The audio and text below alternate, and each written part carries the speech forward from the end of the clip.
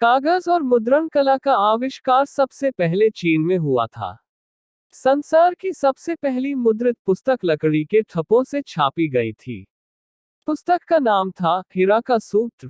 यह पुस्तक 838 ईस्वी में छपी। बाद में देखा गया कि लकड़ी के ठप्पे नरम होने की वजह से जल्दी खराब हो जाते थे।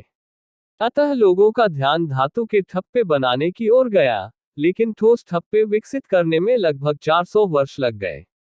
13वीं शताब्दी में चीन के एक व्यक्ति ने, जिसका नाम पी शेंग था, सबसे पहले सख्त मिट्टी और धातु के टाइप बनाने में सफलता प्राप्त की। 1314 ही में वांग चुग नामक एक अन्य चीनी ने ठोस, सख्त लकड़ी के टाइपों का निर्माण किया। इसके बाद 1319 में कोरिया के एक राजा ने धातु के टाइप ढालने का एक कारखाना लगवाया। इस कारखाने में कांसे के टाइप बनाए गए। इन कांसे के टाइपों से 1409 में एक पुस्तक प्रकाशित की गई। 15वीं शताब्दी के लगभग मुद्रण कला की यह विकसित पद्धति चीन से यूरोप के देशों में फैलनी शुरू हुई। 15वीं शताब्दी के अंत तक यूरोप के अनेक देशों ने विभिन्न व्यक्तियों के प्रयासों से अपने अपने ढंग के मुद्रणालयों की स्थापना की। इन व्यक्तियों में हॉलैंड के लॉरेंस जैनसन कोस्टर और जर्मनी के गुटेनबर्ग का योगदान उल्लेखनीय है। यूरोप से मुद्रण उद्योग के 100 वर्ष के भीतर ही सन 1556 में मुद्रण की मशीनें भारत में पहुंचने लगी। भारत में पहला छापखाना संयोग से ही पहुंचा। हुआ यूं कि एक ईसाई पादरी एक छापखाना अबिसिनिया ले जा रहा था। जब वह गोवा के तट पर पहुंचा तो वहां उसकी अकस्मात मृत्यु हो गई और वह छापाखाना भारत में ही रह गया। इस प्रकार भारत में पहले छापेखाने की स्थापना हुई। वर्णमाला के प्रत्येक अक्षर का अलग अलग टाइप एक सी ऊंचाई का बनाना और उन्हें आपस में जोड़कर शब्दों और वाक्यों की पंक्तियां बनाने के सुदृढ़ तरीके का विचार जर्मनी के गुटेनबर्ग के दिमाग में ही आया और उसने इसे कार्यरूप में परिवर्तित करने के लिए छोटे बड़े अक्षरों के अलग अलग सांचे बनाए। इसके लिए गुटेनबर्ग को एक विशेष वर्णमाला की रचना करनी पड़ी, जो ढलाई के लिए उपयुक्त होने के साथ साथ जोड़कर एक से आकार, अंतर और ऊंचाई में पंक्तिबद्ध की जा सके। कंपोज किए गए मैटर पर एक समान स्याही पोतने के लिए उन्होंने कई नई युक्तियां निकाली। जरूरत के मुताबिक उचित दबाव डालने वाली हाथ से चालित एक प्रेस मशीन भी उन्होंने बनाई। अपने प्रेस में उन्होंने सबसे पहले बाइबल की छपाई का काम संभाला। यह पुस्तक 1282 पृष्ठ की थी। उस समय के साधनों के अनुसार यह एक बहुत बड़ा कार्य था। जर्मनी के बाद इटली और फ्रांस में मुद्रण उद्योग का विकास हुआ और बेहतर किस्म के प्रेसों की स्थापना हुई।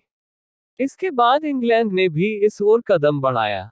इंग्लैंड के विलियम कैक्सटन नामक व्यक्ति ने होमर के महाकाव्य इलियड का अंग्रेजी में अनुवाद छापने का कार्य किया। अपने जीवन के 70 वर्ष पूरे होने तक उसने 80 महत्वपूर्ण पुस्तकों का प्रकाशन किया। पुस्तकें, समाचार पत्र और प्रचार सामग्री सभ्य जीवन के अभिन्न अंग बन गए।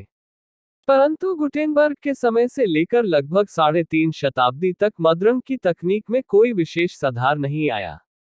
टाइप के अक्षर हाथ से ही कंपोज किए जाते थे और छपाई की मशीन भी हाथ से ही चलाई जाती थी। सन 1812 के लगभग जर्मनी के एक मुद्रक फ्रेडरिक कोनिग ने वाष्पचालित मुद्रण मशीन का आविष्कार किया। यह व्यक्ति जर्मनी से इंग्लैंड आकर बस गया था। यहाँ उसने अपने सहयोगियों के साथ मिलकर दी टाइम्स तथा इवनिंग मेल समाचार पत्रों के लिए 2 डबल मशीनें बनाने का अनुबंध किया और 2 वर्ष में मशीनें तैयार कर दी।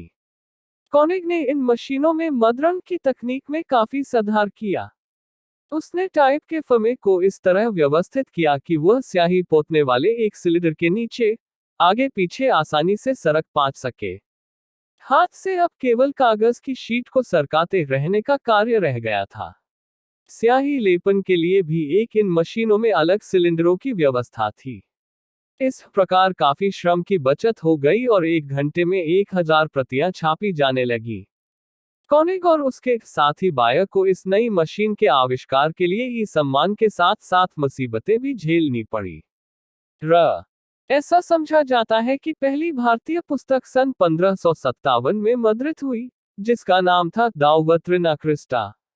मलयालम और तमिल भाषा के टाइप ने पहली बार कोचीन में सन 1577 में एक स्पेनी युवक लेको ब्रदर द्वारा ढाले गए। भारत में हिंदी और बंगला टाइप का ढालने का श्रेय पंचानन कर्मकार और एक भारतीयता भाषा प्रेमी विदेशी युवक विल्किंस को है।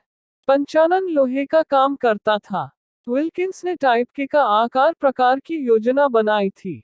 हिंदी में मद्रित ना प्रथम ग्रंथ मर्सिया सिंहासन बत्तीसी और माधवानल हैं, जो 1802 में छपे।